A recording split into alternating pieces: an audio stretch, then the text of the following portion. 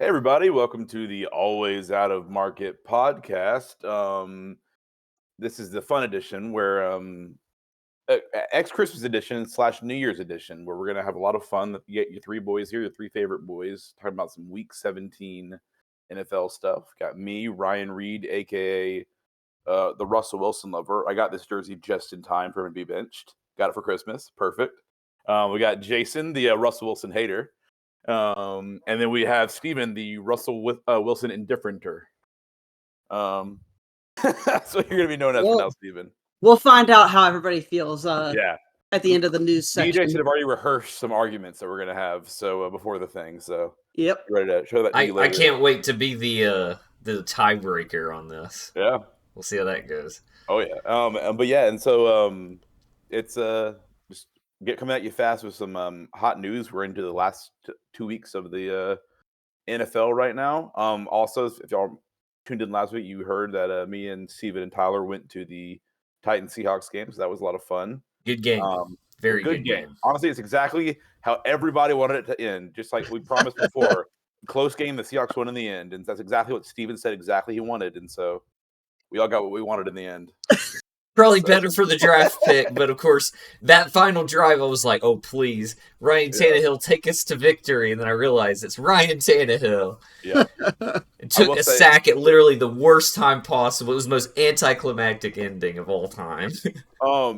If the Seahawks had lost, my the whole favorite teams list, Titans, not because of me being a sore loser, but the Titans would have gone way the fuck down because we had two of the most fucking obnoxious Titans fans behind us that were just yelling, piercing my ears and yelling at me pretty much and the team the entire fucking game. Not even just during third downs, just the entire fucking game. No, this one lady was getting on the nerves. I was talking with the guys that were sitting in front of us, and they of course were Titans fans too, and they were like, "This is just ridiculous. You don't yell at during fucking commercial stops." But she was like, "Everybody get loud and be in a fucking commercial." It's no. And also, she had the most fucking piercing voice. And there was a fucking drunk guy next to her that kept on yelling really loud shit when on repeat. A lot of ref calls went the Titans away early on. And so he'd go, "Refs, you rock!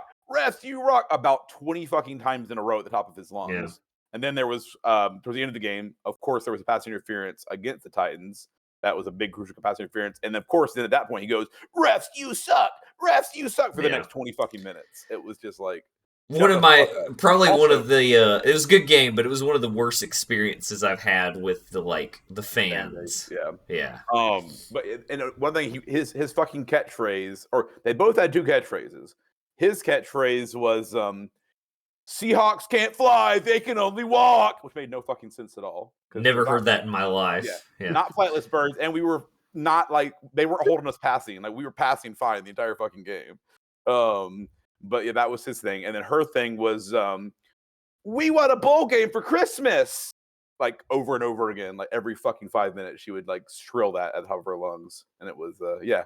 Like I said, since we won, I'm a lot happier. But if we had lost, my fucking, just because of those two fans, my Titans appreciation would have gone down a lot. Not because of Steven. Steven and Tyler were great.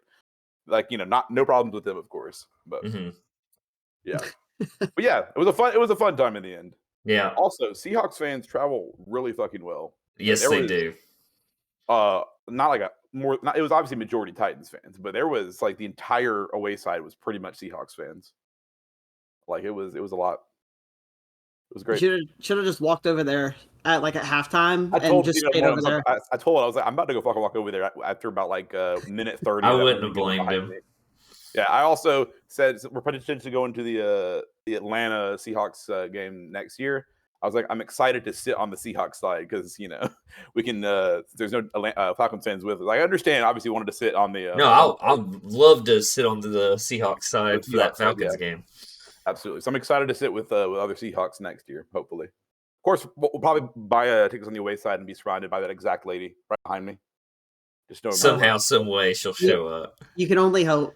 Yeah, she'll just be there, and then she'll transfer to being a Falcons fan at that point. So, or she'll be cheering on the Titans who aren't even playing in that game. Come on, Titans fans, let's go! Falcons Seahawks game. Why the fuck are you here? And every time there was a bad play, she would go, it's because we weren't loud enough. And then every time there was a good play, it was like, that was because of us. It's like, no, the fuck it wasn't. You were not affecting anything. But yeah, overall, really fun game. So, how about we get to news? Yeah, so now that we've had, of course, we've had our tangent. Yes, let's go on to news. Okay. I have 5 whole bullet points, but it's taking up basically a whole page because of the length of one of the bullet points. But we're going to start off very simple. The 49ers are signing they did sign former Chargers defensive tackle Sebastian Joseph Day to bolster their pass defense. Their pass rush, I should say, because they needed more of that already. They don't have Nick Bosa or anything. I'm really happy about that. Yeah, they are really pushing. They are pushing so hard for that Super Bowl this year. If there's one thing that the NFC West teams have always lacked against the Seahawks, it's a pass rush. We never have been pressured at all. Yeah, we have such an easy time with Aaron Donald all these years and Nick Bosa and now this whoever the fuck. I wasn't even paying attention to what you said, but I know it's a good player. Sebastian Joseph Day. Yeah, it's great. Amazing. Then we can switch over to the Vikings. This one affects Ryan's fantasy team with TJ Hawkinson, as I typed in here, TJ Hawkinson. I put an extra O by accident. He suffered a torn ACL and torn MCL against the Lions, so his season is over. That sucks. I mean, the Vikings as a team will join him in a couple weeks on the couch, so... Sucks for the Vikings fantasy wise. That season's already over, so it doesn't matter. Yeah, and I have Njoku, and who just got me 17 points. So yeah, they've had a rough go at it this year. The Vikings have been injury plagued this year for sure. Mm-hmm. I saw on the Pat McAfee show, Pat McAfee was like, yeah, last year the football gods blessed the Vikings all season. This year they forgot they existed. Yeah.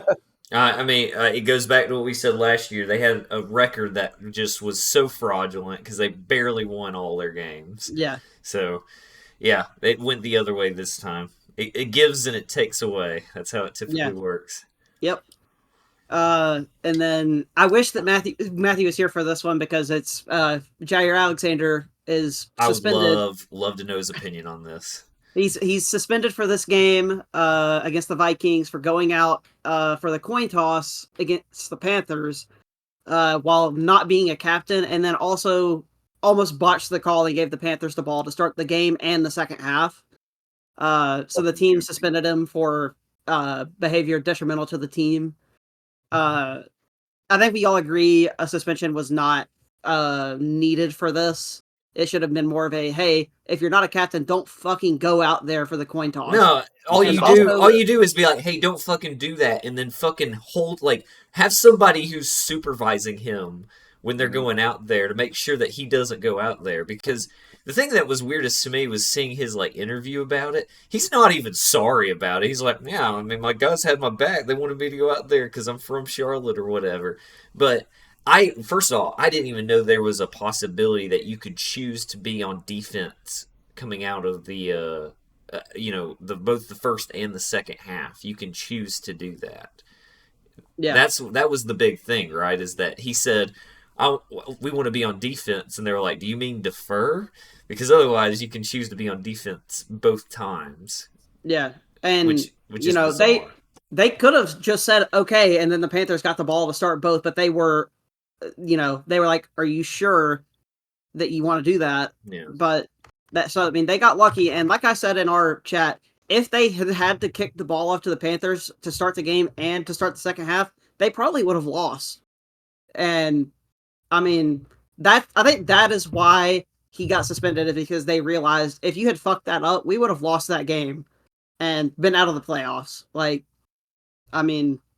I think you should, instead of suspending Jair Alexander, who is going to be needed for this game, they are still in playoff contention. That's what's bizarre to me. They're still in the playoff hunt, and they're about to go up against Justin Jefferson. Yeah, but he has Jaron Hall thrown to him.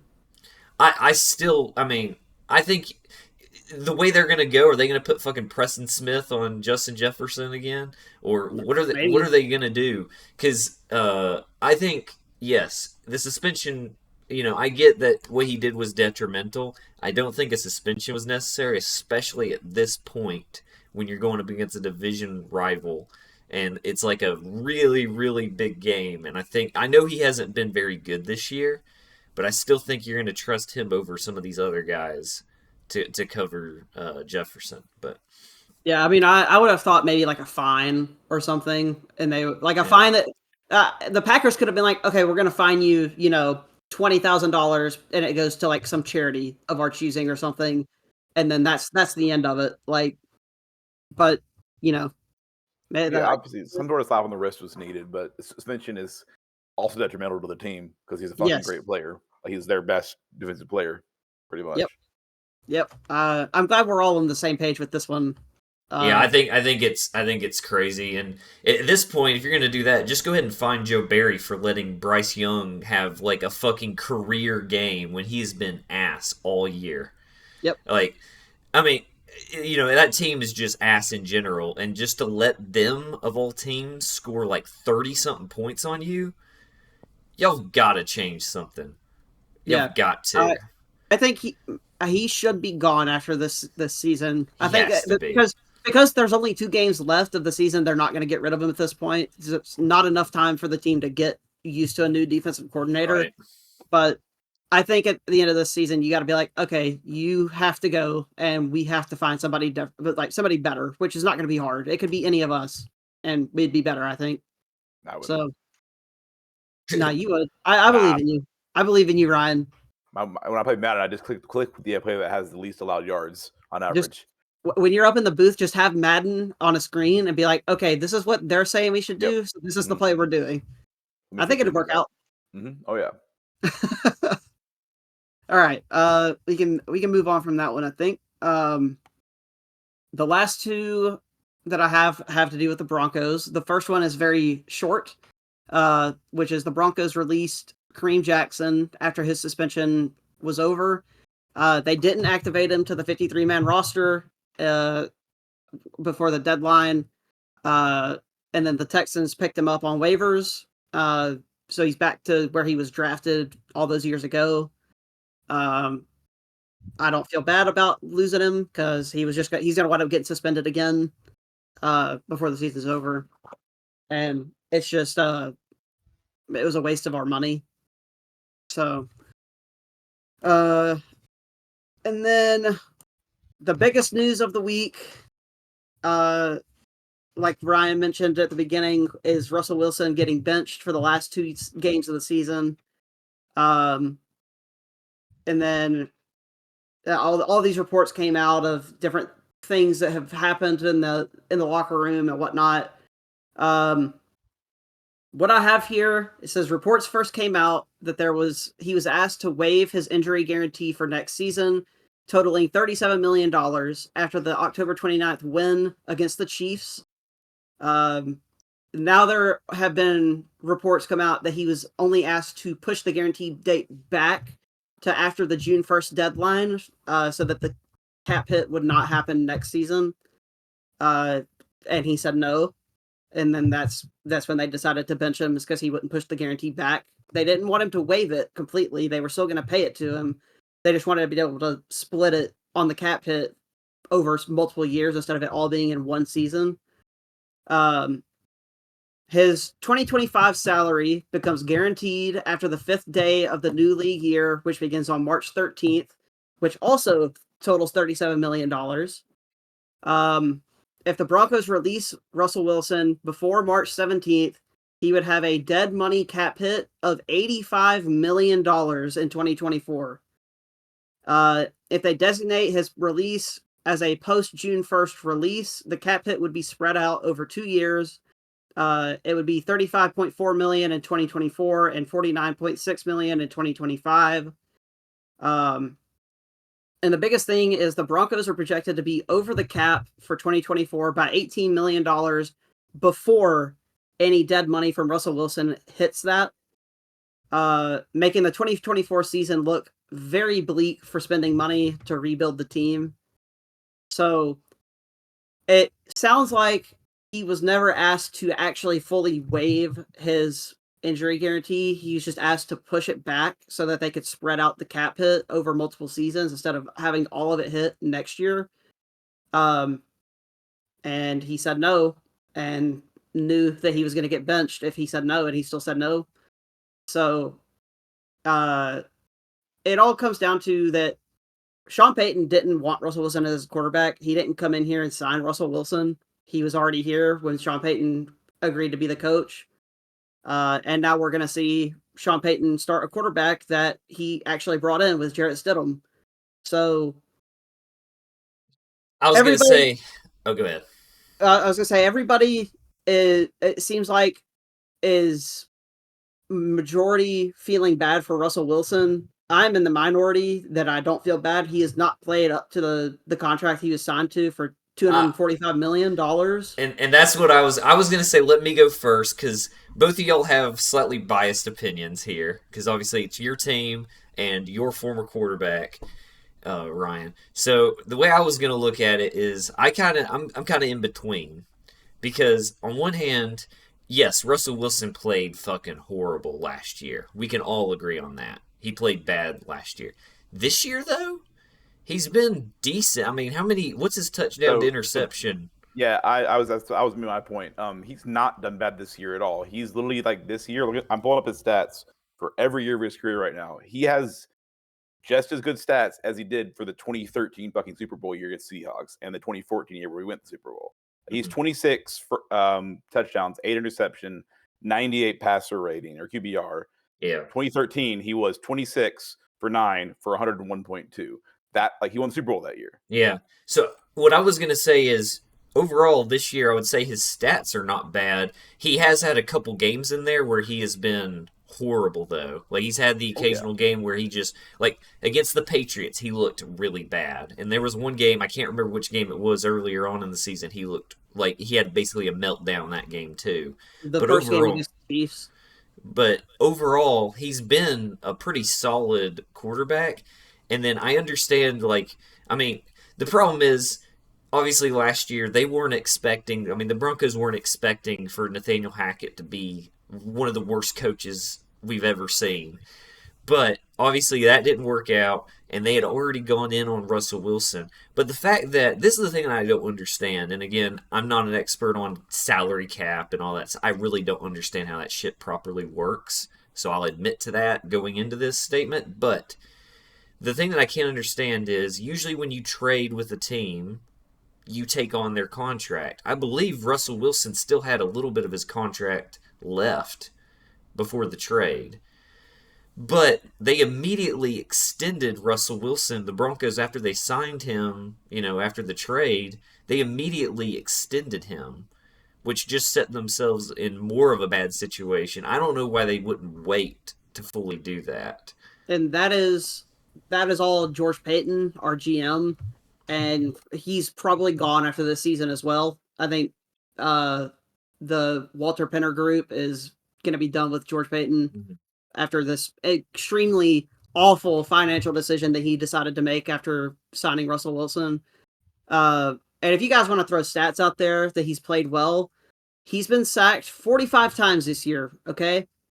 15 of those are on the offensive line. The other 30 are on the quarterback, where he gets happy feet and runs and gets sacked because he thinks he has a dirty pocket, but in reality, he doesn't. That's just Russell Wilson for you. He's always been like that. I'll be that quarterback for years. You can't do that, though, in a game where it's a must-win to make the playoffs like he did last week. There's one play in particular where he had there was nobody within 5 yards of him, and he got happy feet and ran into a defender and got sacked while having a man open down the field.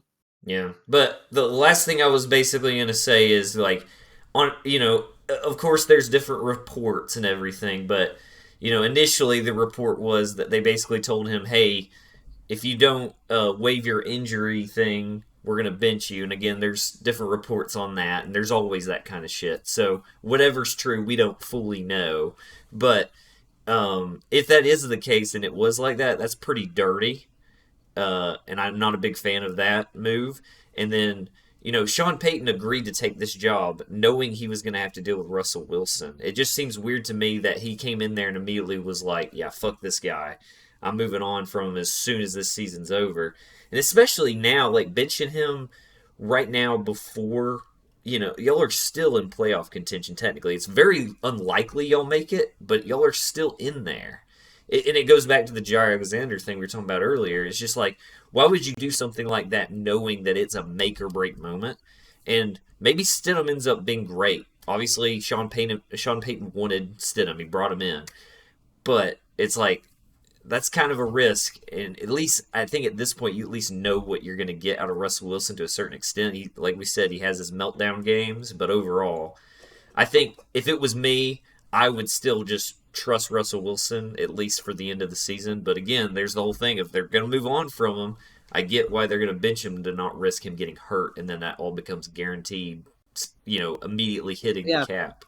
That's why. That's 100% why they're doing it, because they're gonna cut in, so they don't want to have that cap hit be even more than it already is. Really, for me, I feel bad for Russell Wilson, and I feel bad for Broncos fans, because this is, by them doing this now, after he already got extended, and we talked about the GM and all that, this, because they're benching him now and there's like no chance for them to continue using him, this officially, I think, gets marked as one of the worst trades of all time with the Seahawks. Yeah. No, it definitely does, but I mean, it had potential to be recoverable, but now I don't think it is, because they're benching him and probably cutting him at the end of the year.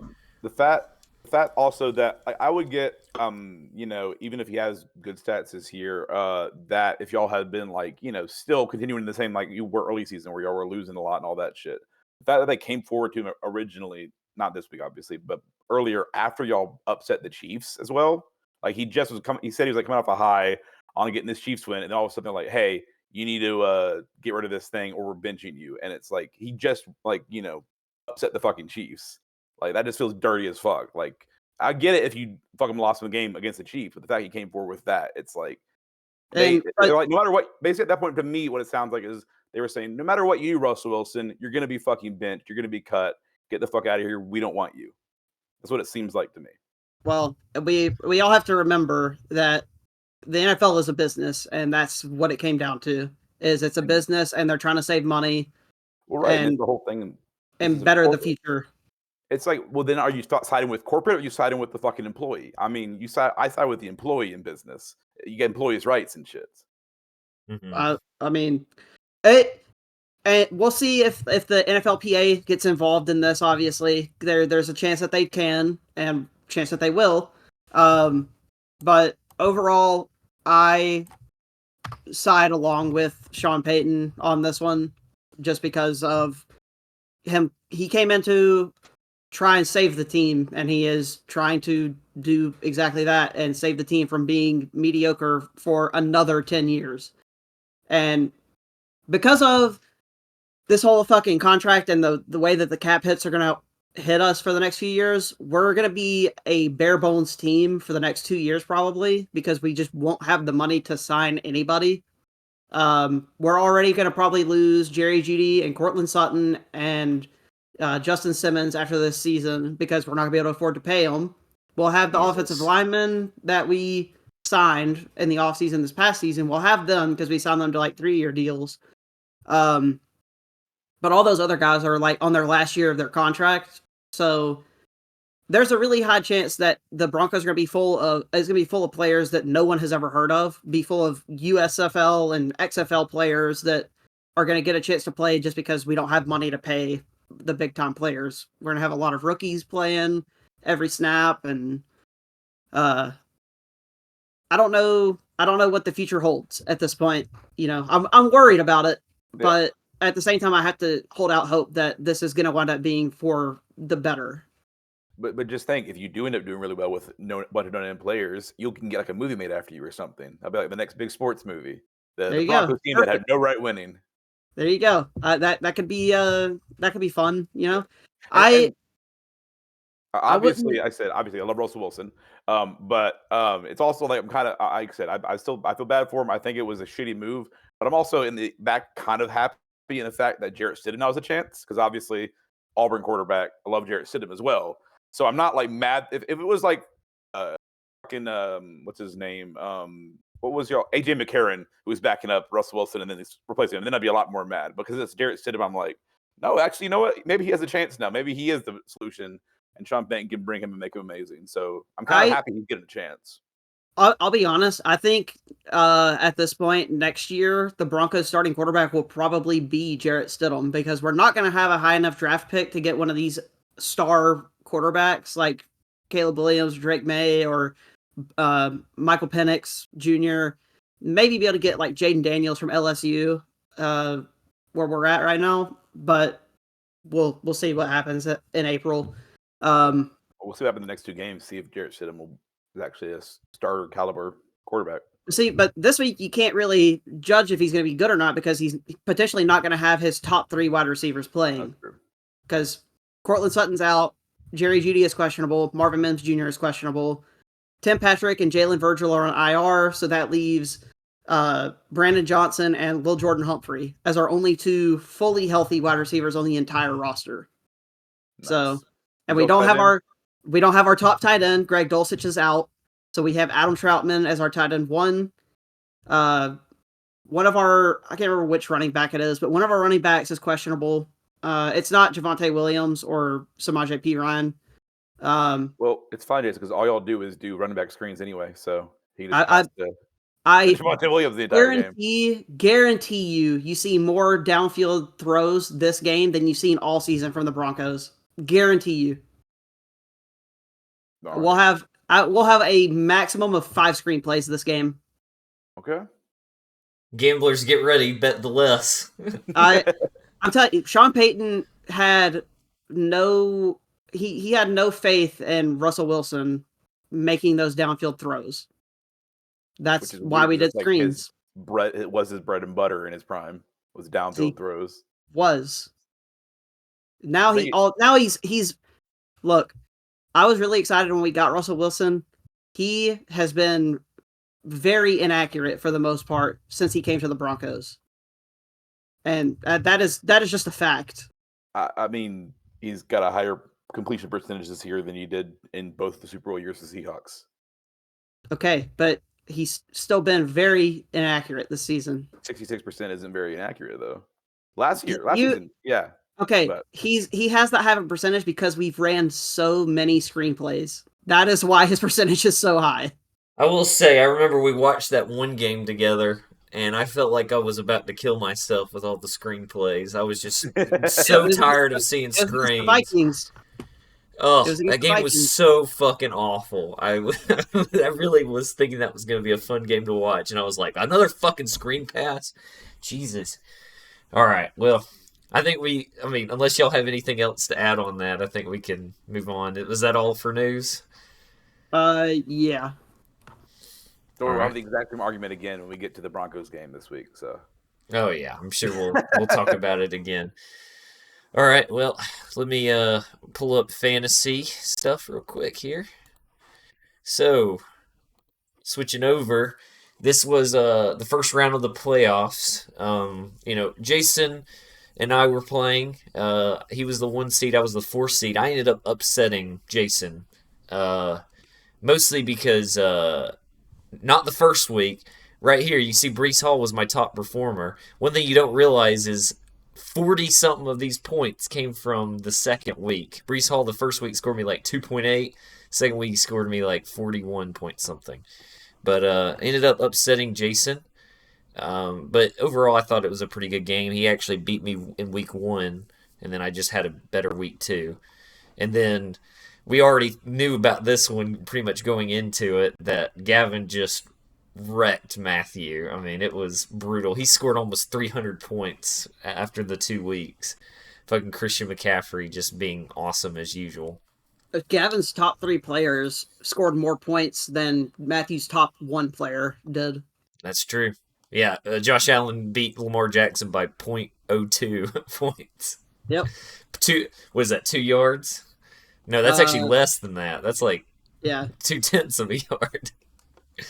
And then of course we don't really know. We're gonna change how we're doing fantasy next year because basically Tyler and Ryan played each other and Ryan won, but then it still doesn't matter. They have to play for fifth place again. Technically in the system, we're not counting it. It's It doesn't just matter at all. I beat yeah. Tyler.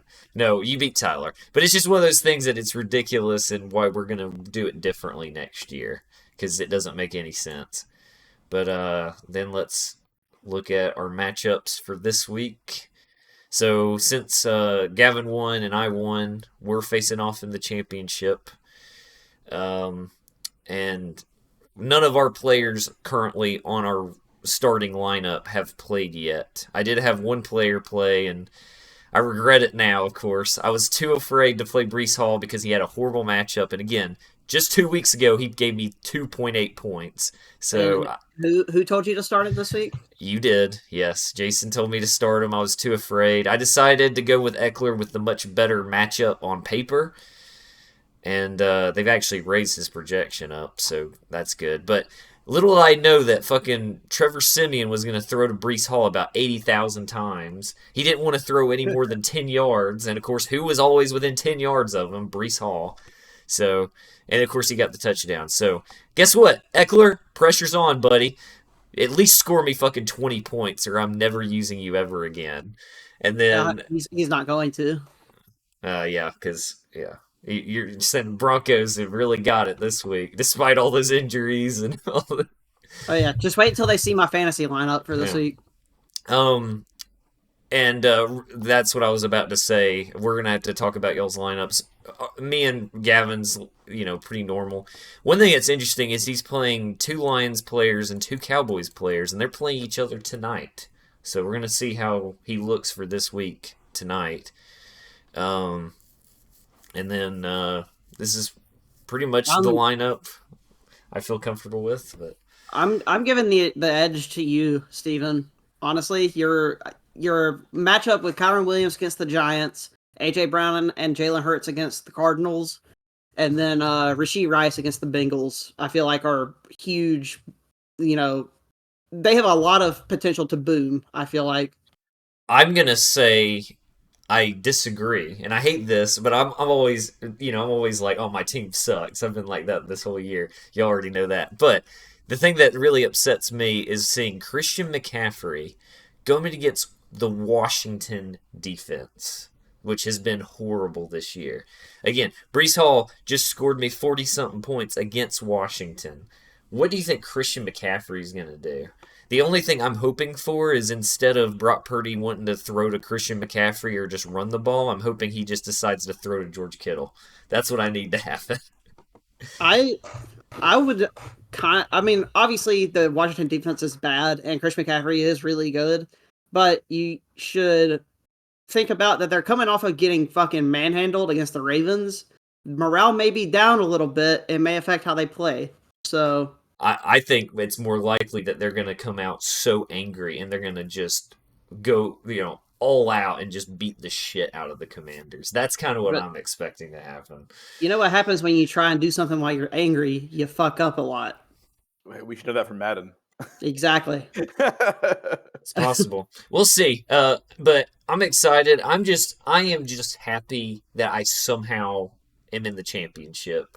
We obviously know I had a horrible start to the season. That honestly helped me because I was able to get all the good waiver pickups initially. But really, when you look at my roster, other than Kyron Williams, who I did not get in waivers, I just picked him up because he made it through waivers.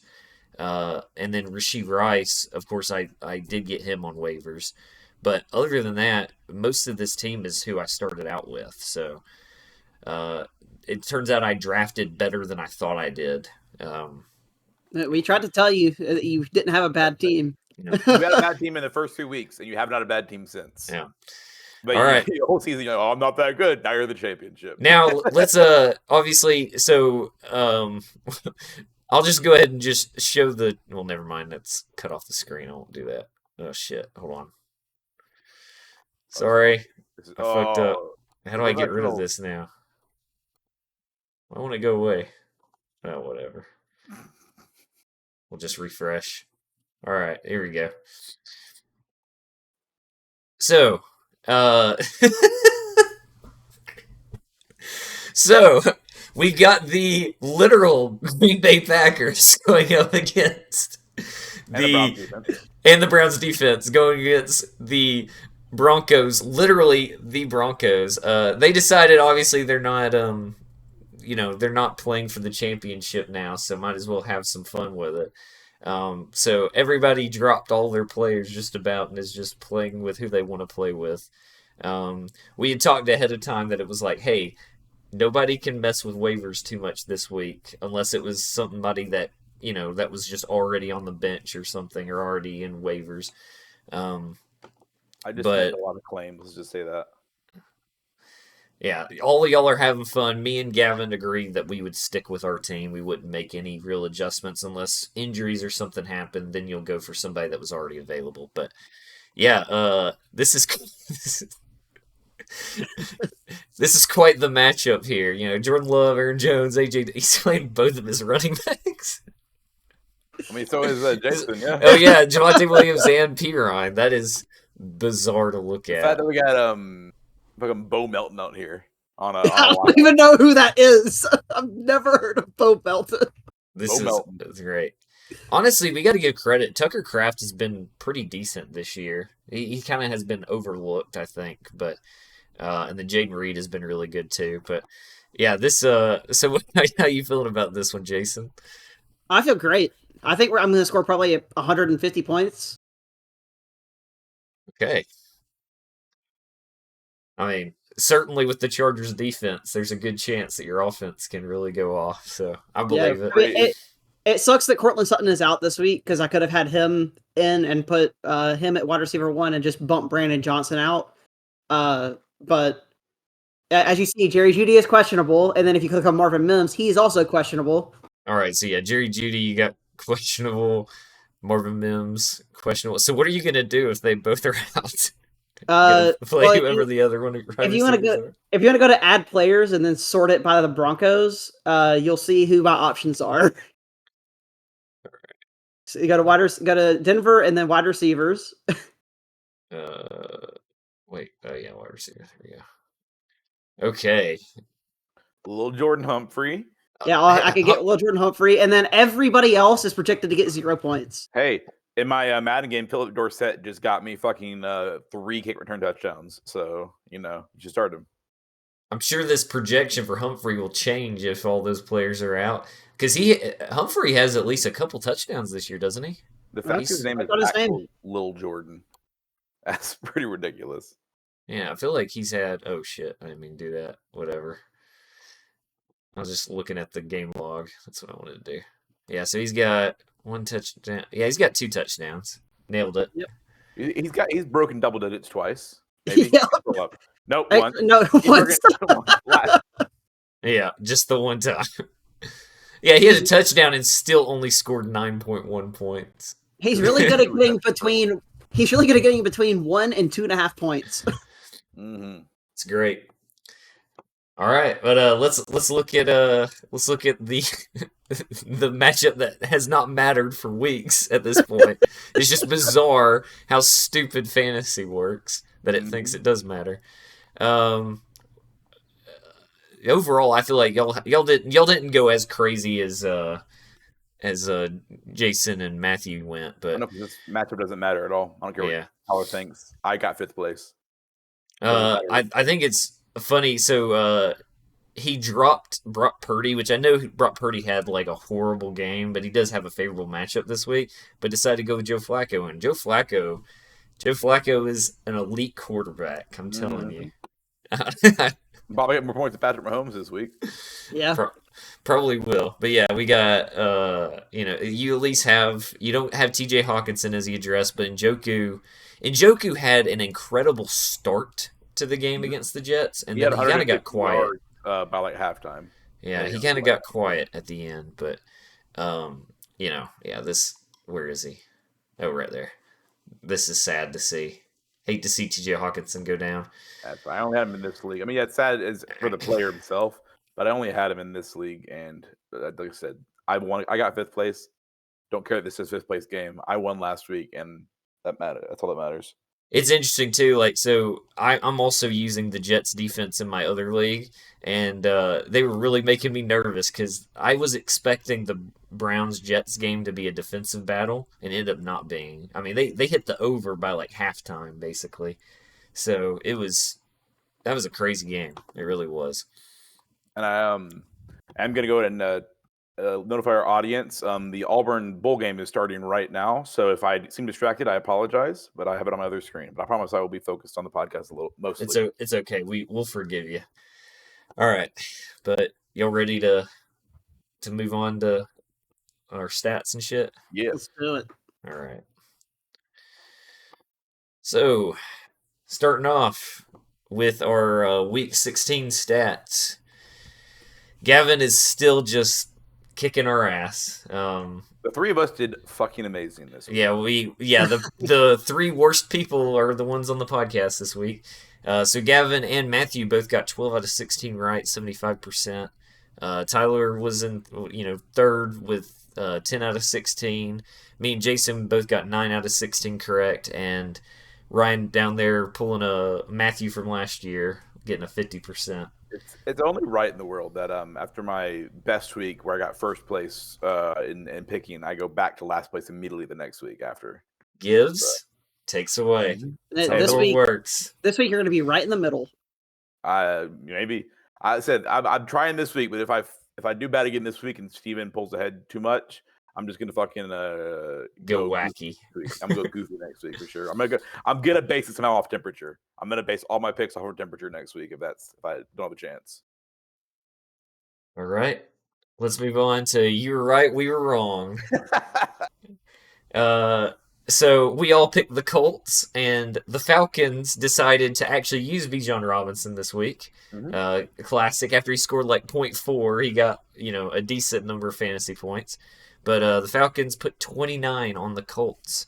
So none of us, maybe you were, Jason. We didn't watch this game because it was going on while we were at the Titans Seahawks game. But nah, it was in market, so I wasn't able to watch it.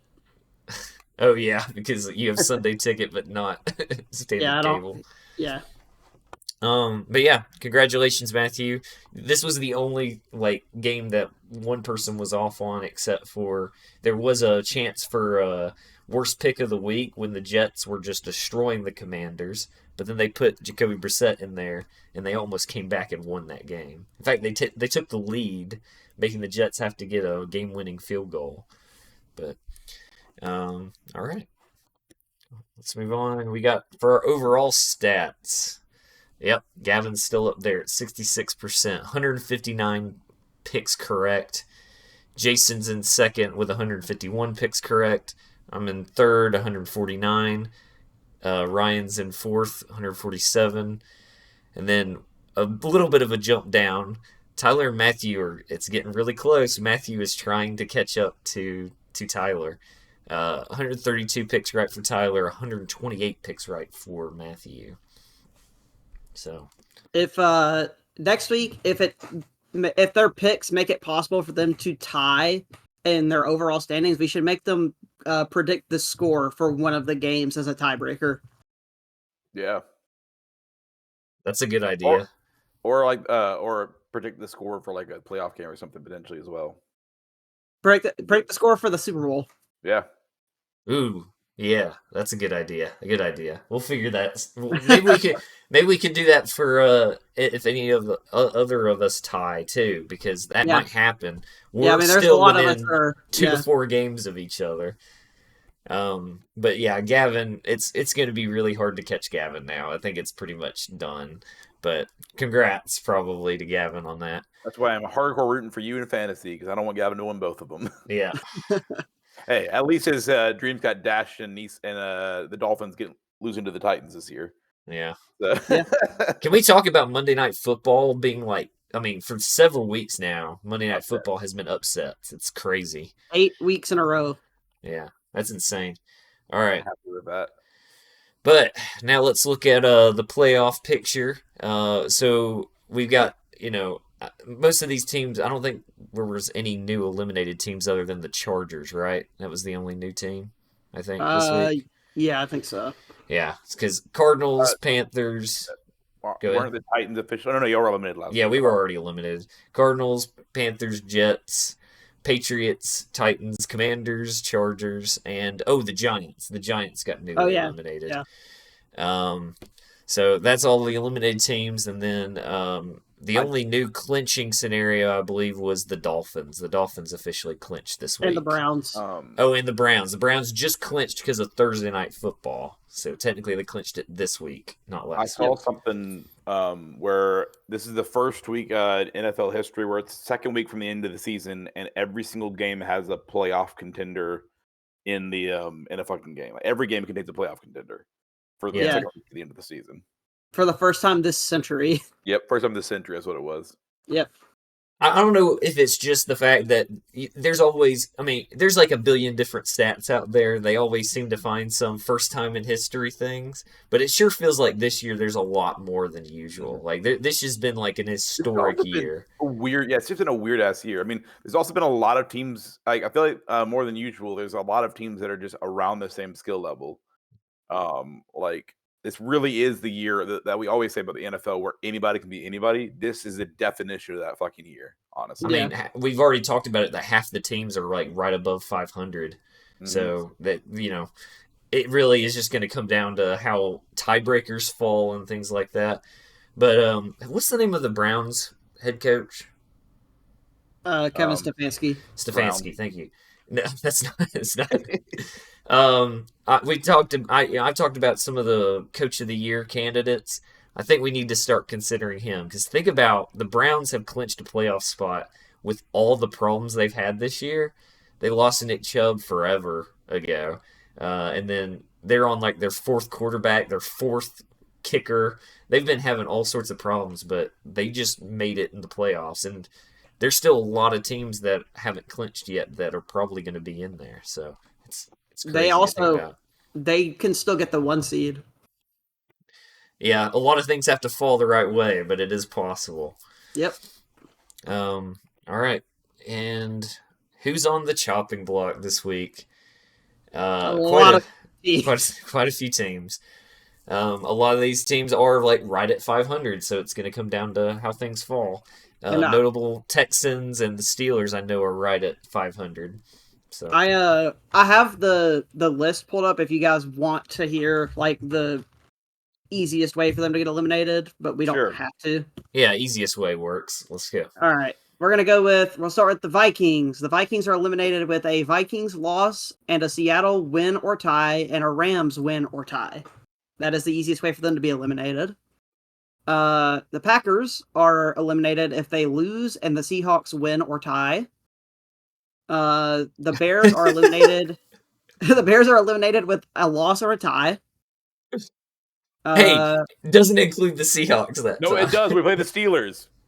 Oh, it does. It does, Steven. That was the Bears. Oh, I thought you said the Steelers. Sorry. The Bears. Because Steven did this. Never mind. Yeah, my bad. I misunderstood too, but yeah. Keep going.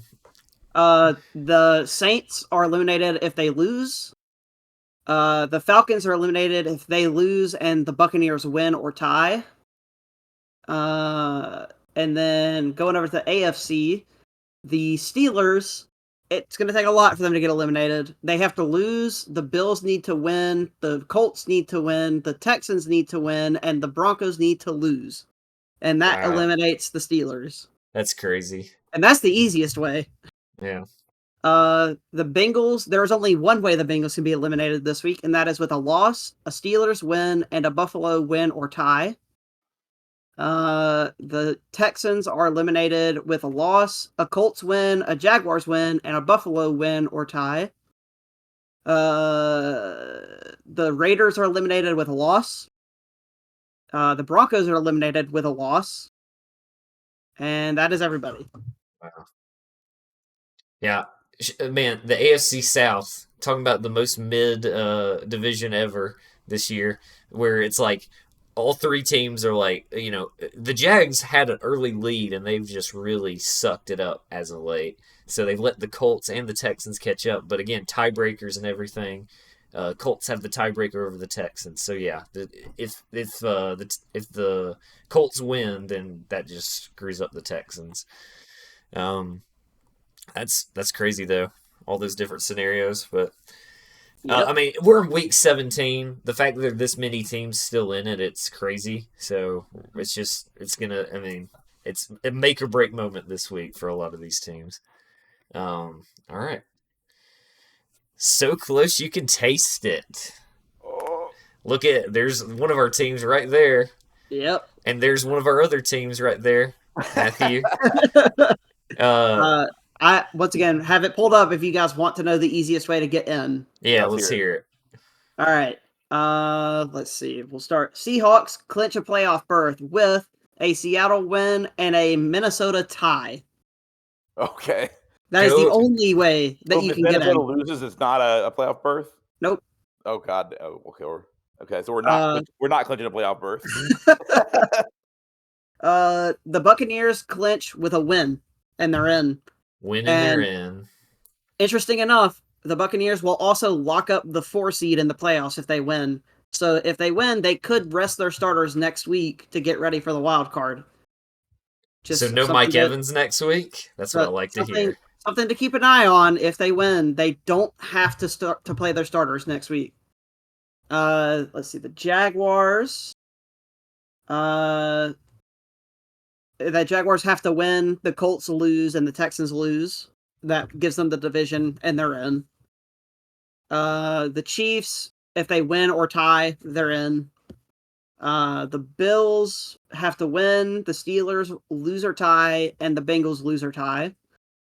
And then the Rams have to win, and the Seahawks lose.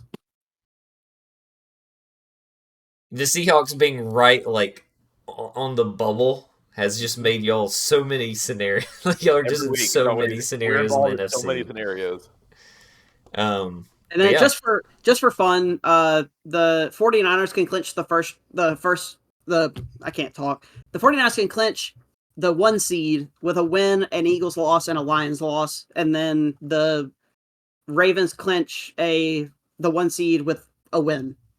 So there is a chance that we'll know both of the 1 seeds after this week. It'd be interesting too, because if the 49ers manage to clinch the 1 seed, then that might affect Gavin's team. Really my team too, because I guess I'd have to play my backup tight end or something too. But the championship's going to be really weird between me and Gavin, I think, just because of resting starters and things like that too. So it's crazy. The Ravens can clinch the 1 seed this week, and they still haven't clinched their division. That's crazy. They can do both this week with a win. All right. Let's get into picks. Starting off, this is the game that is today. I didn't count it as like a primetime game, but it is the Saturday night game on ABC. Not sure what the weather is, but it's indoors. It's actually on ABC, ESPN, ESPN2, and ESPN Plus. So. Oh wow, they're gonna have all these different casts of it at the same time. Is there a remaining cast? Probably maybe. Is. But yeah, we got the Lions taking on the Cowboys, and this was a 3-3 split.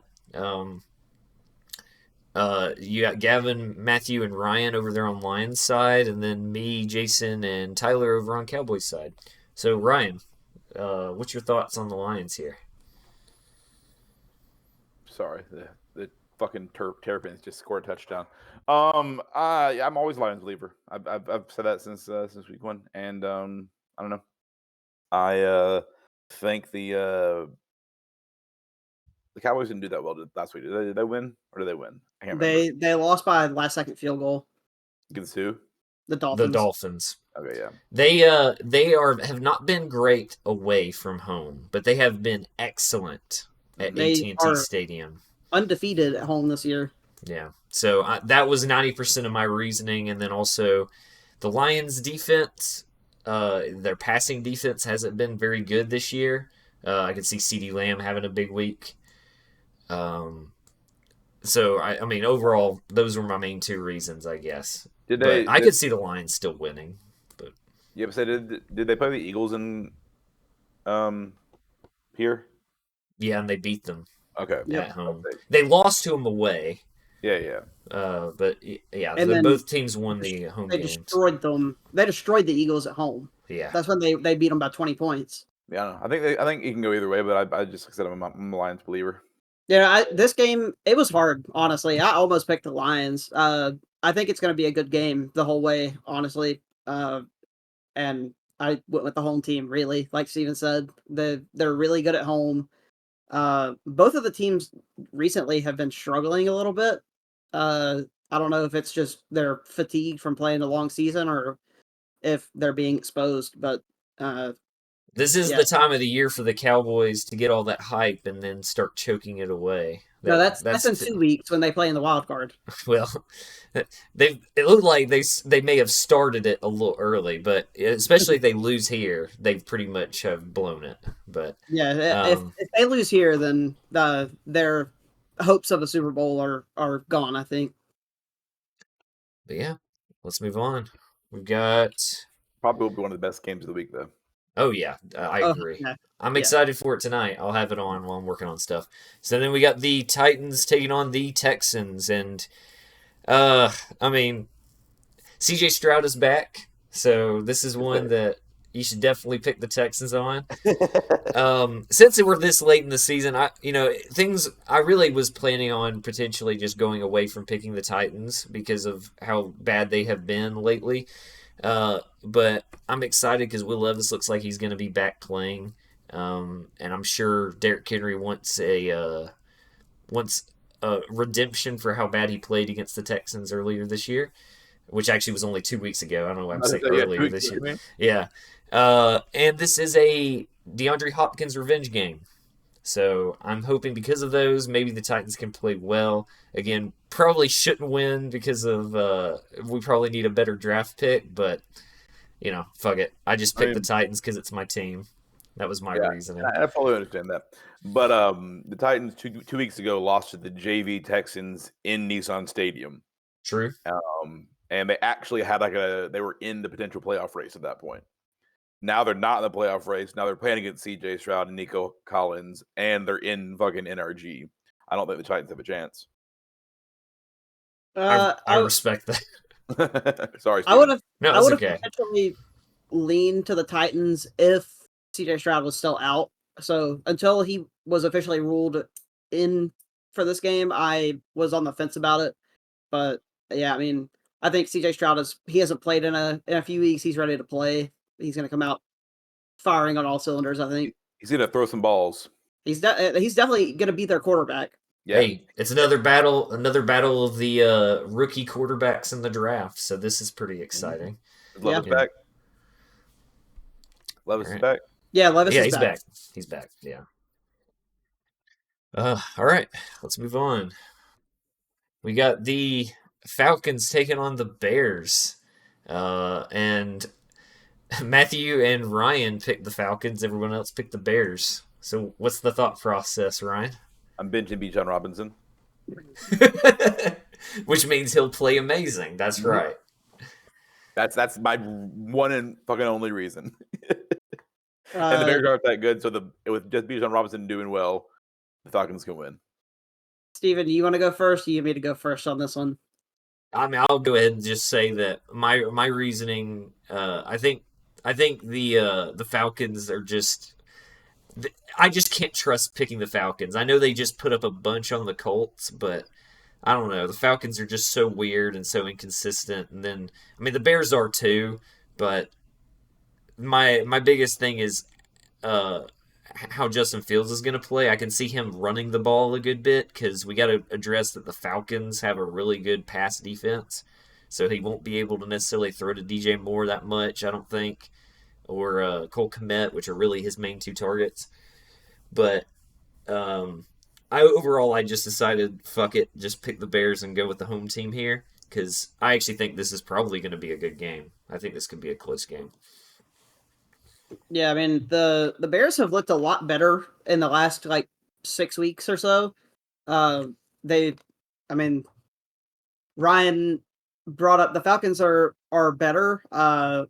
Record wise, they are one game better than the Bears at this point. That the Bears have really turned their season around compared to what they were at the beginning.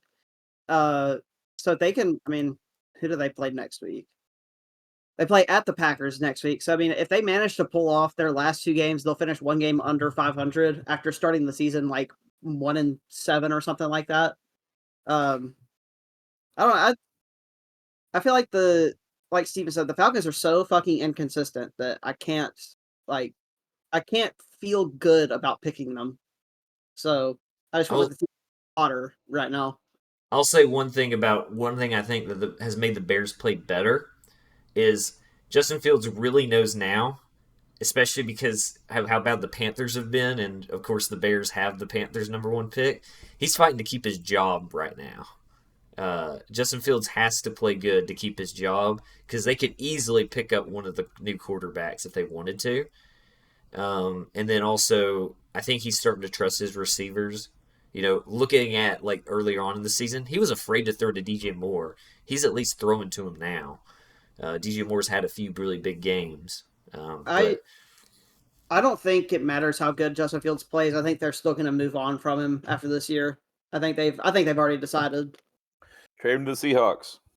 or the Broncos. I would They love already to have a see. quarterback. I would love to see Justin Fields in a Broncos uniform. Honestly, Yeah, Jarrett Stidham, you're good. he. I mean, they can swap in and out each game. No, yeah, we'll take Justin Fields. We'll give them Drew Lock. Perfect. let's move on to the next one. We've got the Dolphins taking on the Ravens. No surprise here, I don't think, to anybody. Everybody picked the Ravens except for Gavin, who, of course, picked the Dolphins because it's his team, and I respect that. But holy shit, we just saw what the Ravens did to the 49ers. They kept talking about how they felt disrespected that they were like 5.5 point underdogs to the 49ers, and they just beat the shit out of them. The Ravens defense played really well. Of course, Brock Purdy basically knocked himself out of MVP talks, which he shouldn't have been in there anyway with how bad he played against the Ravens, all the interceptions and shit. But what are y'all's thoughts on this game? Ravens are elite, and Dolphins are. They're so. I mean, they've got a couple of good wins. That's about it. My biggest thing, and this wasn't a factor at the time of me picking because I didn't know about this, but Jalen Waddle is out for this game officially, and their starting right guard is doubtful. Going against the Ravens pass rush, they're in trouble this game. I don't know if this game will be close after the first quarter. Um, if you watch the NFL and you watch the 49ers Ravens game and you say that the Ravens aren't the Super Bowl favorites, you don't know what you're talking about at this point. Like this team has to be the Super Bowl favorite, I think, after what they did. Especially because that wasn't that game in Levi Stadium. It was. Yeah, I mean that is crazy. I mean they manhandled the 49ers for that game. Uh I don't I think when we get to the postseason and we fill out our playoff bracket, I think the Ravens are going to be my Super Bowl champions pretty easily. I think I'll probably have them in the Super Bowl. It's going to depend on how I feel at that point, but I think there's I don't think there's a likely scenario where the Ravens don't win the AFC this year because they're going to be the 1 seed probably. This we got to address though. This game is basically for the 1 seed, right? Yeah, the Dolphins can still get the 1 seed, and obviously, if they win this game and the Ravens lose, they'll have the same record, and the Dolphins will have the tiebreaker because of the head-to-head. Yeah. So because of that, I mean, this game is incredibly important because if the Ravens lose the 1 seed, I don't know, they'll have to play an away game for the AFC Championship if they make it, which I think they probably would. But other than that, like if the Ravens lock up the 1 seed, having a first round bye and all home games until the Super Bowl, it's I mean the Ravens look great at home too. So this is a pretty big game. But I do think this game will be good.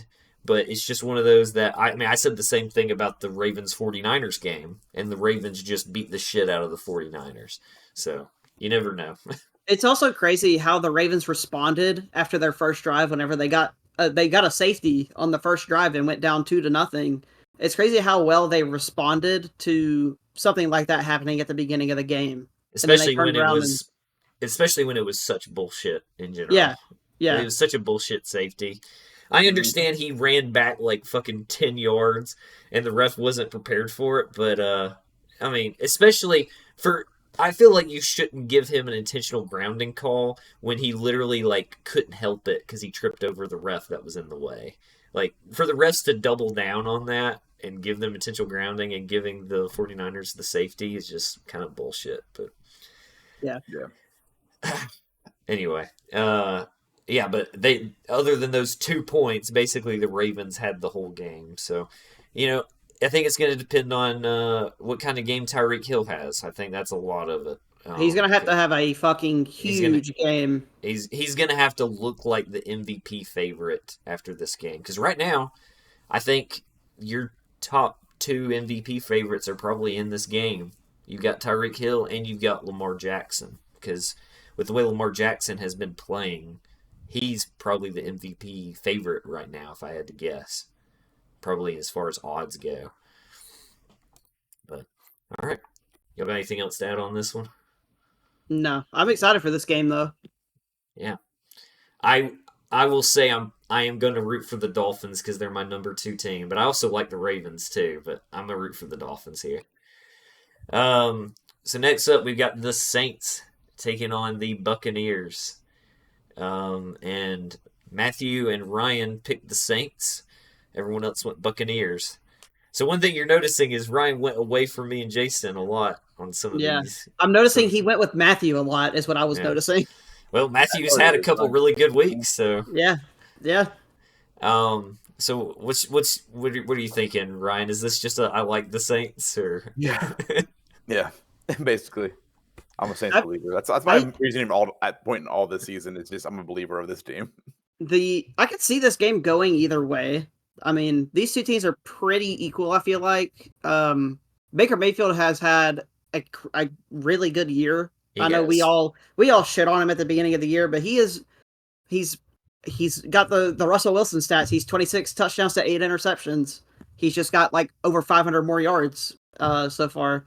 First quarterback to get a perfect QBR in Lambeau, or a guest quarterback, I guess you could say. Yeah, and away quarterback. Away quarterback, yeah. Our special guest this evening, Baker Mayfield. I just think Baker and Mike Evans they've got some kind of crazy connection this year, and I think it'll just continue this week. For me, it's gonna just depend on. I've talked about it a lot. It depends on which Saints defense shows up this week. Because when the Saints defense plays well, I could see them giving Baker Mayfield some problems. But they've been very inconsistent. But when the Saints defense has been on, they've been really on. So, but yeah, this one is mostly just I'm gonna pick the home team, I guess. And then, Mike Evans is like the most reliable receiver of all time. It doesn't matter who's throwing the ball; he's gonna make a play out of it. It seems like. Yep, he's once again over 1,000 yards this season already. I think this is like 5 or 6 years in a row. Yeah. All right, moving on. We've got our first sweep of the day. We got the Patriots taking on the Bills. And remember, though, go ahead. So it's another Steven Cream Team special. All that red and blue in there. Yeah. Steven's having himself a day. And shout out to Gronk drinking the Bud Light. So we all picked the Bills, but funny enough, remember that when they played before, to be fair, it was in Foxborough. The Patriots upset the Bills. Yeah, they got that last second touchdown. They did. That was Mac Jones. I assume it's going to be Bailey Zappi at quarterback. Yeah, I think so. And then the Bills have been hot lately. They've been playing like they're actually a good team again. They were struggling there for a while, and unlike Buffalo, they've been hot. Yes. Oh God, here we go. Here we go with the weather. Now, I will say you are right that they've been playing really good recently. They beat the Chiefs, they stomped the Cowboys, but then they struggled against the Chargers. They still won, but they only won by 2 points after beating the Cowboys by 3 touchdowns. I think that was partially a Chargers post-firing of Brandon Staley effect. A resurgence of some sort. I would say that the spread for this game is way too high. It's got Buffalo by 14 points. Yeah, that's too high. But I still would not dare touch that bet to save my life. Like, I would not, like, say, ooh, this seems like a too big of a spread. I'm going to take the Patriots on the bet. Because somehow the Bills would somehow destroy them if you did bet on the Patriots spread. So. Yeah, I think it's just that I think it'll be closer than they expect because it's a divisional game. Yeah. And like I even said it last week whenever the Patriots played the Broncos, I was like, it's going to be a closer game than everybody thinks because Bill Belichick, I think, is trying to coach to stay at the Patriots. And look at that. They beat the Broncos. They're going to keep it close with the Bills, I think. But the Bills are going to ultimately come out with a win. Or maybe maybe Belichick's trying to win to just fuck over the Patriots draft pick at this point. That also... Yeah. It's like, if you're going to let me go, I'm going to start winning games, so fuck you. It's like, what's his name last year for the Texans? Lovey Smith, is that right? Yeah, when he won in week 18 and they lost the number 1 pick. Yeah. Obviously, I think that worked out in the end. No, it worked out for him at the end. But yeah, it goes back to what I said. The Bills have been hot lately. I know they did struggle against the Chargers, but overall, I don't think the Patriots have a chance here. All right. How's that Auburn game going, by the way, Ryan? It's awful. Okay. All right. Moving on. We got the we did an alcohol theme. It was so Ryan suggested the alcohol theme, and I kind of did my own thing out of it. But we got the brought you in. We got the Cardinals taking on the Eagles, and that Cardinal, he has a honker of a nose, though. He really does. I mean, it is dipping in his drink. Yeah, that's what I was about to say. It's in the drink before his mouth is. But we had an Eagles clean sweep. Fun fact, we got to remember, this is a Jonathan Gannon revenge game? I don't know if you call it revenge because he chose to leave the Eagles to be the head coach for the Cardinals. But I don't think he's going to get any kind of revenge, though, in this game. I don't think so either. I think it's a Zach Ertz X's game. Yeah. What? Zach Ertz played for both these teams in his career. Oh, yeah. I guess he would have played against the Eagles if he didn't ask to be released earlier this year. I mean, I don't have anything to say about this game. I think we all... the Eagles are probably going to curb stomp them, let's be honest. I don't know. It's also the thing of, it's hard to tell because the Eagles' offense and defense is so different this year because they got 2 brand new coordinators. But you would think, if they still had the previous Eagles offensive coordinator, I'd be like, ooh, Gannon knows his system well because he worked with them and practiced with them. But again, both teams are wildly different this year. So, man, the Eagles have struggled lately. Obviously, we know that. I was gonna say maybe this will actually be like a decent game, but looking at what the Cardinals have done recently and seeing the Eagles struggles, maybe it'll be a decent game, but I really don't think it will be. I think it'll be all Philly in this one. Fly Eagles fly, baby. Let's move on. All right, we got the Panthers taking on the Jaguars. We got a kitty cat battle. Everyone with the Jaguars except for the big Panthers fan over there, Tyler. I will say that Trevor Lawrence is out, so it's not as crazy. I will tell you, fun fact, Jason knows this because I sat down with him when I was making my picks. I almost picked the Panthers here. because you got to point out that they scored 30 against Green Bay, and I know that's partially the Joe Barry effect, but if the Panthers offense decides to show up, there is a chance that they can win this game. But especially, so I guess it's C.J. Beathard at quarterback for the Jags. Yep. It's a big cat off. It's a meow fest, you could say. I'm half tempted to switch my pick. Here's why I decided to go Jaguars overall, because I thought probably T-Law was going to be out, because honestly, they should have already sat T-Law. There were several games where he looked like he was still really beat up and they still played him.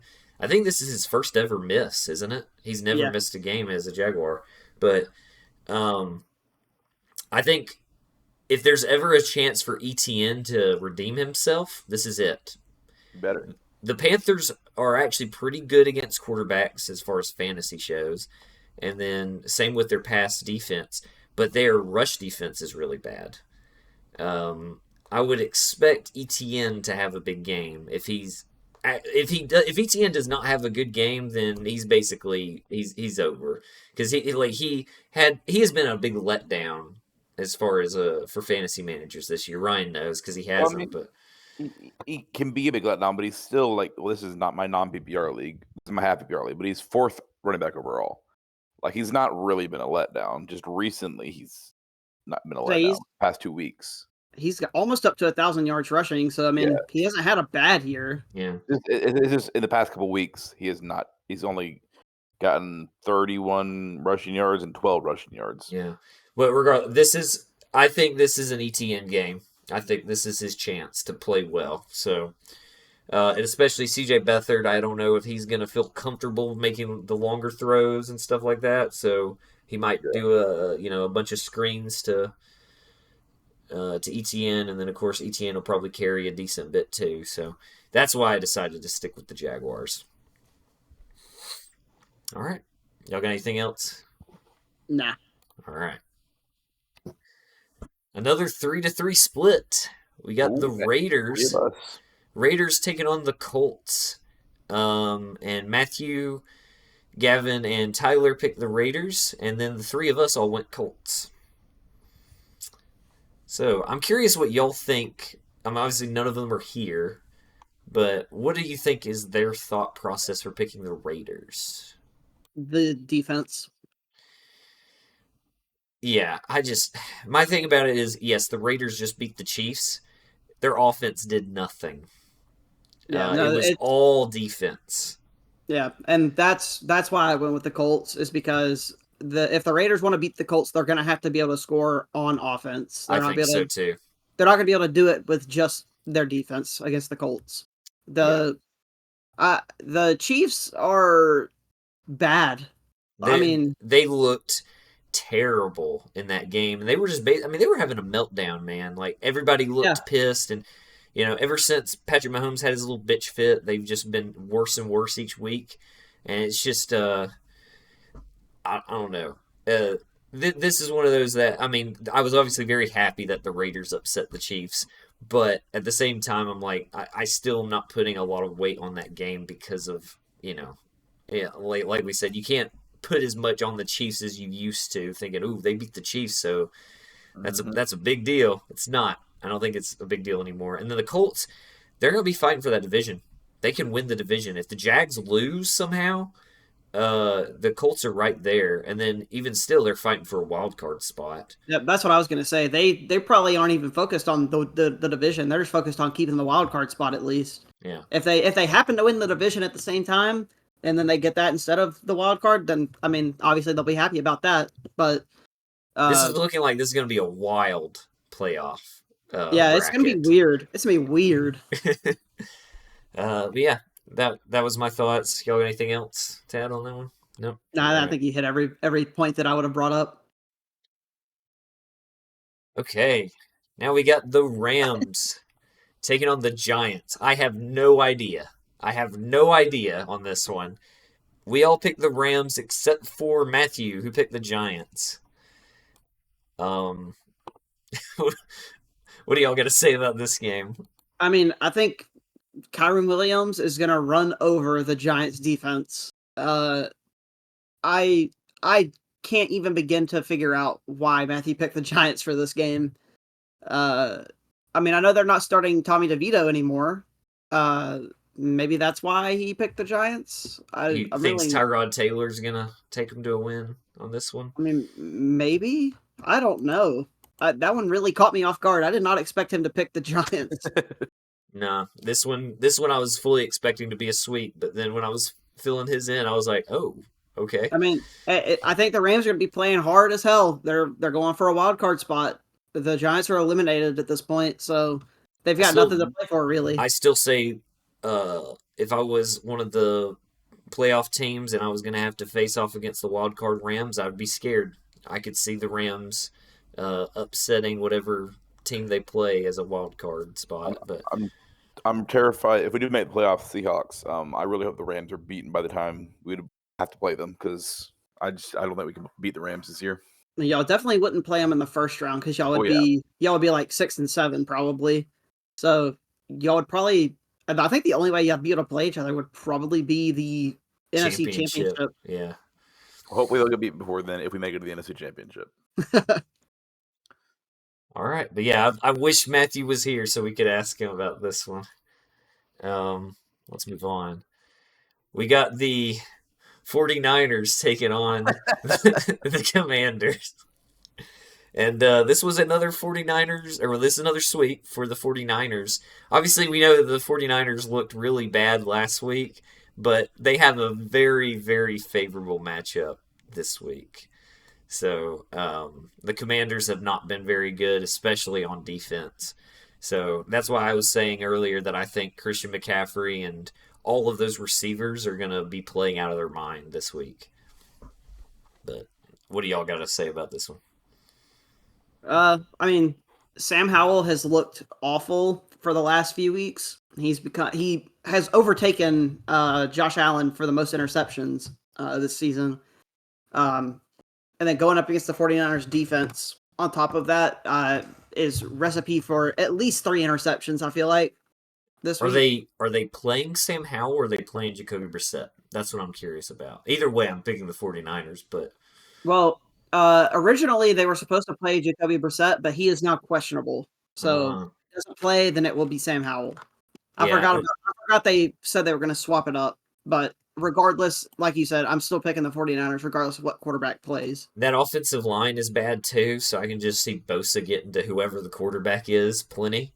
I mean, God, Sam Howell has been sacked so many times this year. It's ridiculous.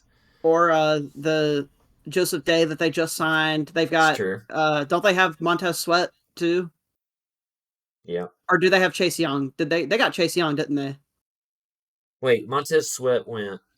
I don't remember Montez Sweat. Hang on, I'm looking. Montez Sweat went to the Bears. Chase Young went to the 49ers. That's it. So it's going to be a rough day for whoever is quarterback for the Commanders. I'll tell you that. Yeah, definitely. And this game alone is why I'm terrified for fantasy this week. I just don't know what to expect out of it. If this game ends up not being a CMC destruction, then maybe I'll be okay. But let's move on. We got another one on his own. Good old Matthew there. We got the Steelers taking on the Seahawks. And everyone went Seahawks except for Matthew picked the Steelers. This is probably a fuck the Seahawks again. Yep, 100%. That's got to be what it is. I am worried as fuck, though. I mean, the Steelers just coming off dismantling the Bengals. And it's the Mike Tomlin effect. I mean, what's the record right now? 8-7. And who do they play next week? The Ravens. Yeah, so if they want to get the fucking a positive record, they have to beat us here, pretty much. I mean, they can beat the Ravens in the divisional matchup, I guess, technically, but that's not going to happen. So I'm worried with the Mike Tomlin effect that they're going to beat us this week because that'll secure them with a fucking positive win record this season. The fact that it looks like they may go 9-8 again is just so funny to me. It's funny, but also makes me mad. Well, they have to do nothing because we're definitely favored in this game, I'm assuming. Gotta be. And you're playing at home. 4. Yeah, you're favored by 4. Yeah, so I said I'm worried as hell.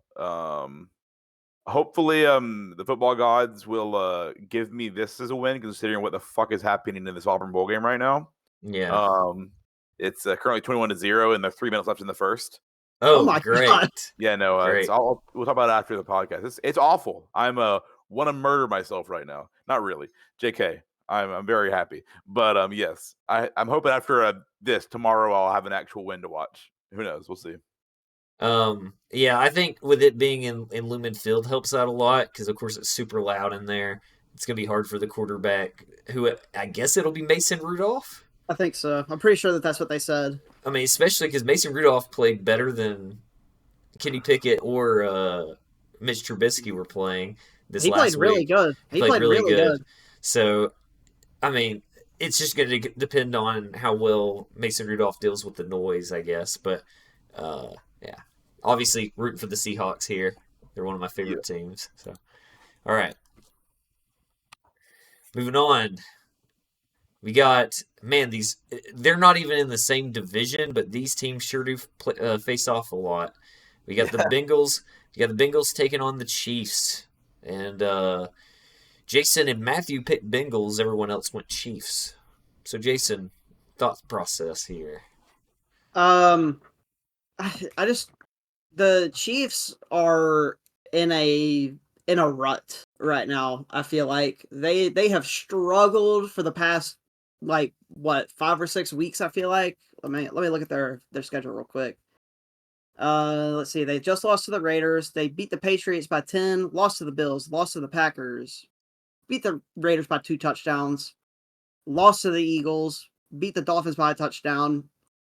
I mean, I don't know. I just think the Bengals are. Jake Browning's going to have a bounce back game. He had a terrible game last week. He had 3 interceptions or something like that against the Steelers. It was a divisional matchup. They're always tougher, like we always say. I don't know. Something told me to pick the Bengals in this game, even though my brain says the Chiefs are going to win. Trying to see. Donovan Smith, their starting left tackle, is out. Kadarius Toney is out. That doesn't really hurt them though. Probably helps them if anything. And then Pacheco and Edwards-Helaire are both questionable. So if Pacheco is out, I'm very comfortable picking the Bengals. If he plays, I'm a little bit more worried about it. And Jamar Chase is supposed to be back for the Bengals, so it's not going to have to be all T. Higgins this week. So that's another reason that I feel a little bit more comfortable going with the Bengals. All right. Ryan, what you thinking? I mean, the Chiefs have not been nearly as good as they have been this year, of course. But I mean, once again, the Bengals just got routed by the Steelers.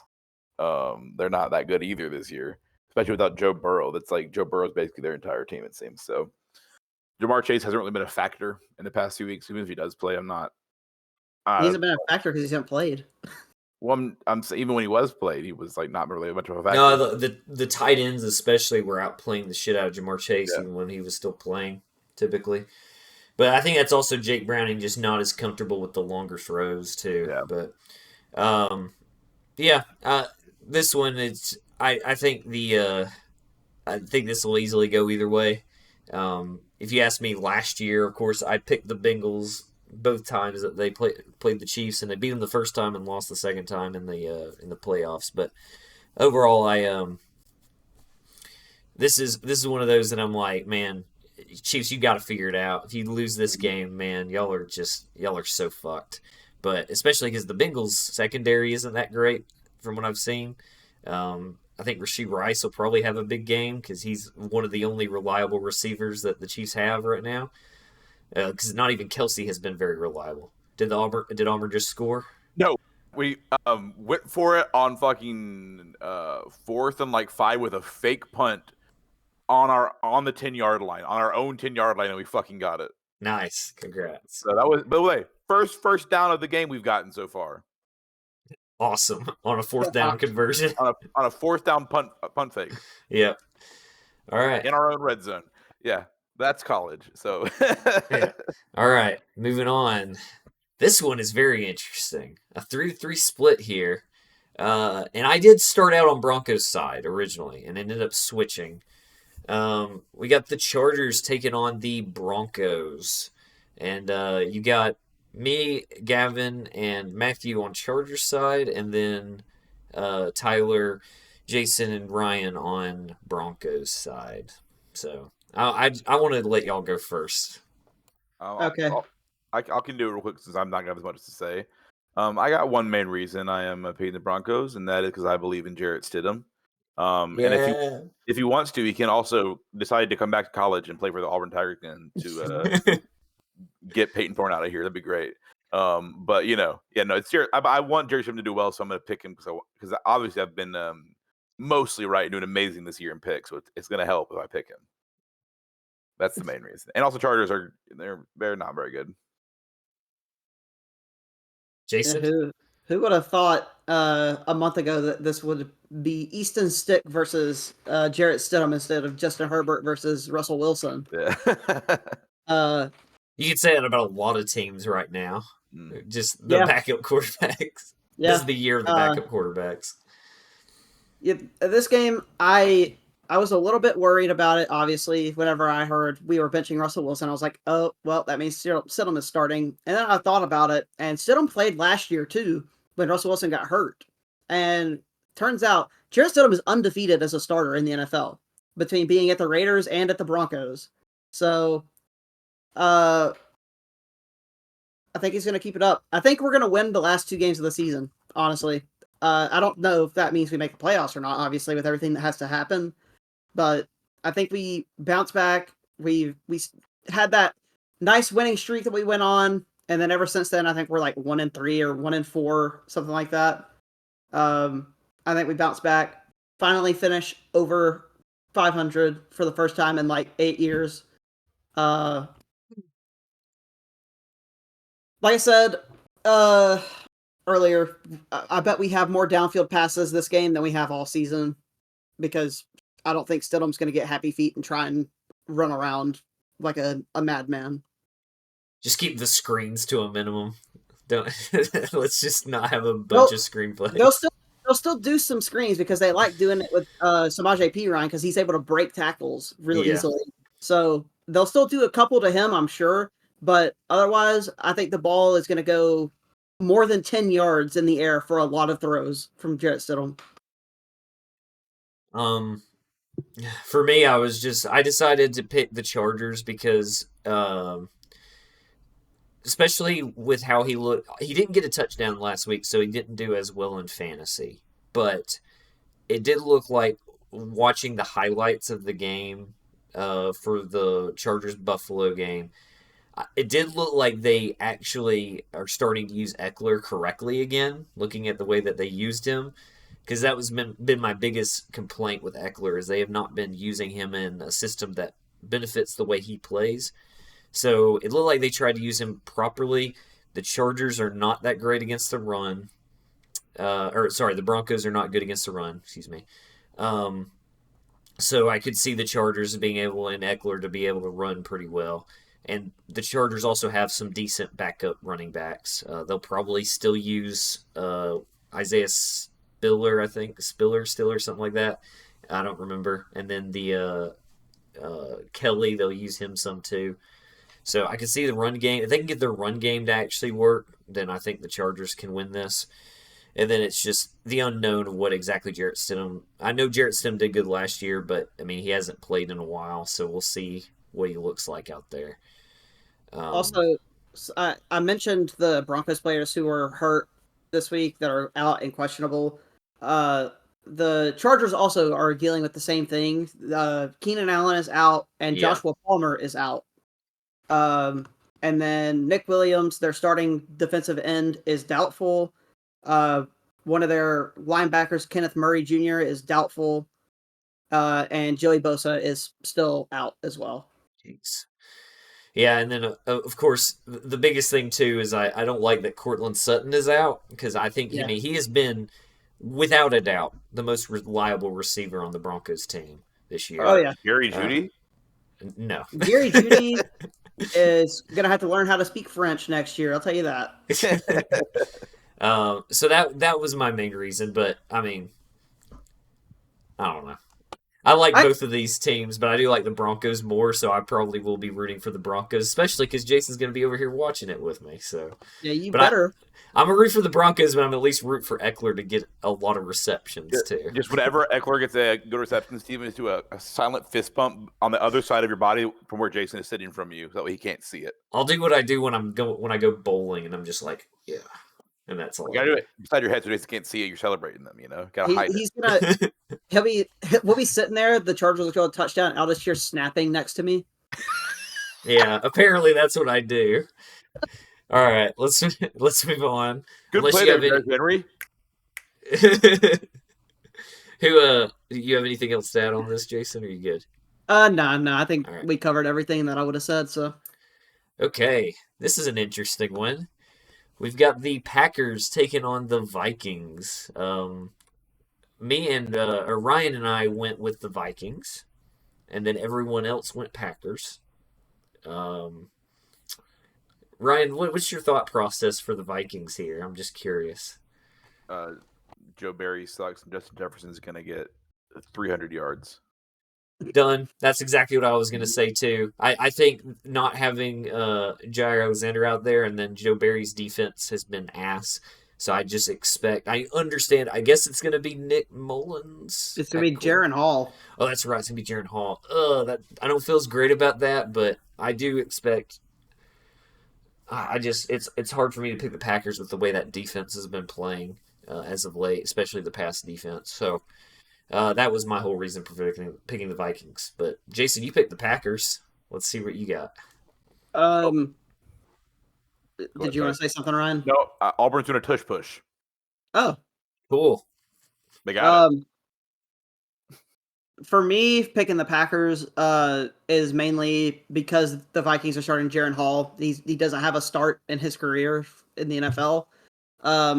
Also, the Packers have a decent secondary. I mean, they still have like Darnell Savage at safety, who's able to make plays. And I mean, I would say feed Aaron Jones in this game if you're the Packers to kind of counter that blitz that the Vikings bring every single play.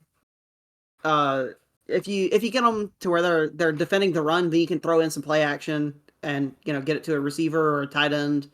But yeah, I think the experience factor is gonna be big in this game. I don't think anybody talks about him, but no one really. But he's been really good this year. As Daniil Hunter for the Vikings has been very good this year. I don't know who that is. He's one of their pass rushers. He's really good. He's really good. No one really talks about him because, the Vikings do like blitz more than any other team to kind of cover up their pass defense, especially. But he's had a hell of a year, and if he was just doing a little bit better, I do think he'd be in consideration for Defensive Player of the Year. But he's got 15 and a half sacks this year. Yeah, so he's been solid. It's just he's, being slightly... There's just too many other players that are slightly doing better than him, but he's definitely the shining light of the Vikings defense. But also, this is a divisional game, and this game has a lot of implications for the playoffs too, doesn't it? Yeah, whoever loses this game basically has a minuscule chance of making the playoffs. And both of these teams can win their last two games and still miss the playoffs. So it's a pretty important game for both of them. Also, this is Sunday Night Football. Oh, I think I forgot to put the primetime things in there again. Whoops. We don't have Monday Night Football. We don't have Monday Night Football this week, and we don't have Thursday Night Football for the rest of the year. So this is cancel the podcast. I fucked it up. So yep, restart. And we'll do the whole episode again. All right. Oh, that's it. In the end, there was darkness. Hello, darkness, my old friend. All right. But yeah, that's it. All right. Thanks for watching. Bye. Now let's go back to the overall stats again. So I mean, I'm not gonna say it because it never happens. But I was gonna say There's a lot of potential for a shakeup in the standings this week. There you go. I said it for you. Yeah, I mean, it could, but then it never seems to actually change. Did that one week, remember, I was second place for a long ass time, and there was that 1 week where I just did shit and dropped. There was that 1 week that was shakeup in standings. Yeah, you dropped and tied with me, and then I ended up taking it back from you. That's what happened. You were in second, and then you were tied for third with me, and then then I passed you.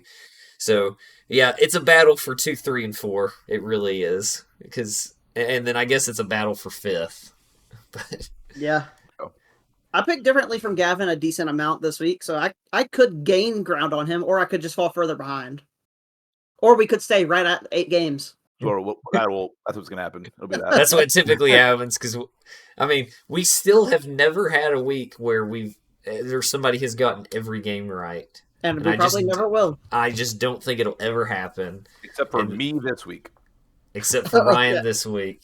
And there's just too many things that have to go perfectly right. Knowing us, we're going to have a week where somebody gets every single game wrong before we get a game. Where everybody gets every game right. I feel like it's easier to get every game wrong than it is right. What's more likely, Gavin to get every game 1 week, or Matthew to get every game wrong 1 week? I think Matthew to get every game. Matthew's gotten. Actually, I don't know. I think Gavin actually might have gotten closer to getting every game right because he got. Well, Matthew got 2 1 week, right? Didn't he? He got 2, and it really looked like it was going to be 1. But then they came back at the end from getting perfect. I think 1 week too, didn't he? Yeah. So yeah. So yeah, they're about equal. I think. You never know. Next week, if it seems way out of reach for first place, I'm going to try and get every game wrong. Yeah, it's fine with me. Just get wacky. Yeah. But yeah, guys, we have to enjoy these last couple weeks because we have that, and then we have the playoffs, and then no football for a while. This season has flown by. It really has. It makes me sad that it's almost over. You know what I'm not sad about is not seeing college football for a while. All right. Well, on that note, Ryan, how about you take us out? Well, guys, this has been a happy episode of Always Out of Market. Thank you for tuning in, listening, gazing on our beauty, however you pertain. That's not a right word. However you enjoy to watch us or listen to us, we appreciate every single one of y'all. And Steven, give every single person the air smooch right now. There you go. It's an air smooch from Steven. Subscribe to us if you haven't already. Listen to us. Tell your friends about us. Tell your family. Tell your enemies. If you got any fellow Seahawks, Broncos, or Titans fans, tell them that they should listen to us because we'll give bad takes about our own teams lots. So it's fun. Thanks for listening, everybody. Podcast on 3. 1, 2, 3. Podcast. Yes.